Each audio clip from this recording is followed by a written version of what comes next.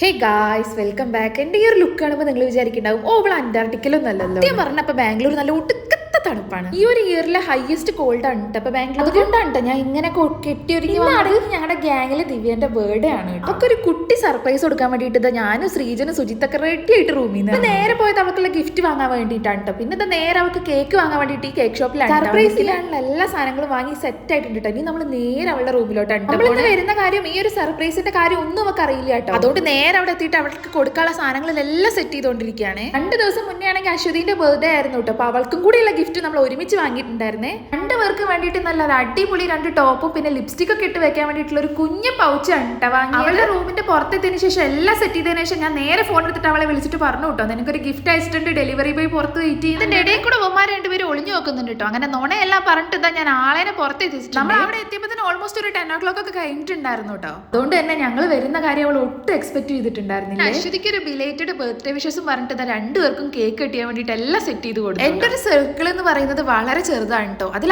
ആരുടെ ബർത്ത്ഡേ വന്നാലും ഞാൻ അവർക്കൊക്കെ എന്തെങ്കിലുമൊക്കെ ഗിഫ്റ്റ് ആയിട്ട് വാങ്ങിക്കൊടുക്കും. എനിക്കാണെങ്കിൽ ഭയങ്കര ഇഷ്ടമുള്ള കാര്യമാണ് കേട്ടോ. അവരുടെ ആരുടെയൊക്കെ ബർത്ത്ഡേ വന്നു കഴിഞ്ഞാൽ അവർക്ക് ഗിഫ്റ്റ് ഒക്കെ സർപ്രൈസ് ആയിട്ട് വാങ്ങിക്കൊടുക്കും. 2 പേരും ലിപ്സ്റ്റിക് ഇടാണ്ട് ആദ്യമായിട്ടാണ് എൻ്റെ ബ്ലോഗിൽ വരുന്നത്. അതിന്റെ വിഷമം 2 പേരും നമ്മൾ വന്നപ്പോൾ തന്നെ ദിവ്യ ഭയങ്കര ഹാപ്പി ആയിരുന്നു കേട്ടോ. അങ്ങനെ കേക്കൊക്കെ കട്ട് ചെയ്തിട്ട് നമ്മൾ ബർത്ത്ഡേ ഒക്കെ നല്ല അടിപൊളിയായിട്ട് ഈ ഒരു കേക്കും കൂടി കൂട്ടിയിട്ട് ഇന്നത്തെ 3ാമത്തെ കേക്കാണ് കേട്ടോ അവൾ കട്ട് ചെയ്യുന്നത്. കേക്കിന്റെ കാര്യം പിന്നെ പറയണ്ടല്ലോ, കുറെ നാളായി ഞാൻ മധുരം കഴിച്ചിട്ടുണ്ടോ, അതുകൊണ്ട് നല്ല ടേസ്റ്റ് ഉണ്ടായിരുന്നു. മൊത്തത്തിലെല്ലാം തീരാനായിട്ട് ഒരു 11 o'clock ഒക്കെ ആയിട്ടുണ്ടായിരുന്നേ. ഞാൻ ഫുഡ് കഴിച്ച് വന്നോണ്ട് എനിക്ക് ഒട്ടും വിശപ്പുണ്ടായിരുന്നു. എന്റെ കൂടെ വന്ന 2 ലവന്മാർക്ക് നല്ല വിശപ്പായിരുന്നു. അതുകൊണ്ട് ദിവ്യ ഉണ്ടാക്കിയ സാമ്പാറും അവിയലൊക്കെ കൂട്ടിയിട്ട് അവർ നല്ലോണം ഫുഡൊക്കെ കഴിച്ചിട്ടാണ് നമ്മൾ അവിടെ നിന്ന് ഇറങ്ങിയത്. നെക്സ്റ്റ് വീഡിയോ കാണാം.